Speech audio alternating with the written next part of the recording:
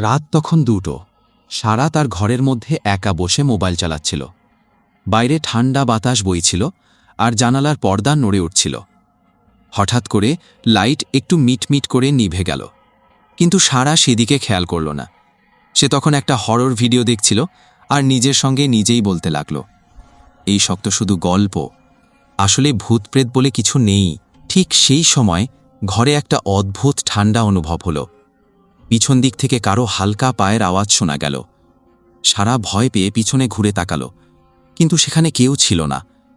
সে নিজেকে বোঝাতে লাগল, এটা নিশ্চয়ই আমার কল্পনা।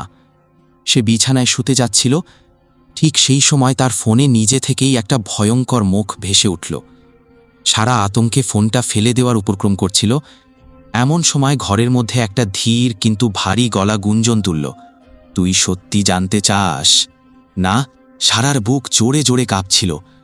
সে কাঁপা গলায় জিজ্ঞেস করল, কে তুমি? ওই আওয়াজ বলল, যে জিনিসকে তুই মিথ্যে ভাবতি, আমি সেই। হঠাৎ করেই জানালাটা জোরে শব্দ করে খুলে গেল।